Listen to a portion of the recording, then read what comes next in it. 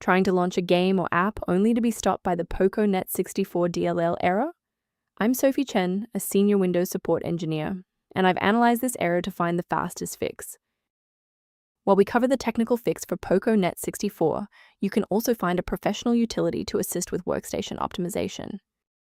This is the poconet64, the POCO Network Library 64-bit.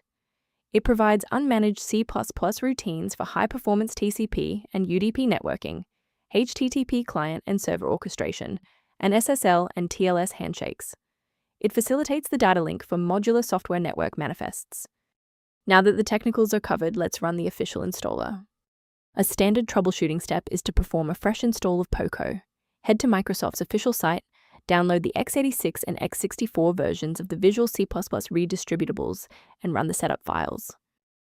If the redistributable repair didn't resolve the pop-up, the next logical step is to analyze the local environment for process conflicts. A system reboot is a reliable way to clear away zombie processes that might be interfering with poconet64. It's a low-impact step that ensures your operating system is starting with a synchronized environment. Before you restart, please bookmark this video or click the like button so that it's waiting for you in your library for the next step. If the previous steps didn't work, there's one more action we can take to stabilize the environment. Please pause the video if you need to back up your data before we proceed. If the restart didn't restore your connection, we need to reset the network stack and clear the protocol cache. First, open Command Prompt as admin, then run these two commands.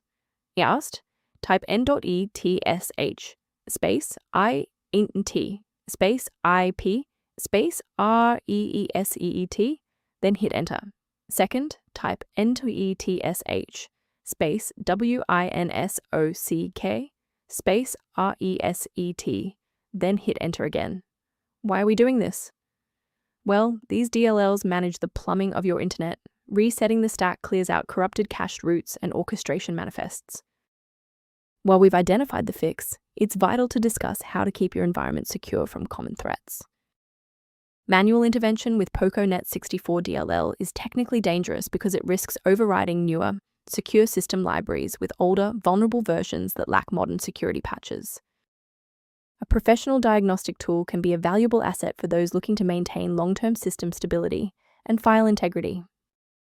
Instead of manual troubleshooting, you may review automated diagnostic options referenced below for poconet64. Liking this video tells us which technical fixes, like this one for poconet64, are most helpful to you. Subscribe now to build your own library of verified support resources.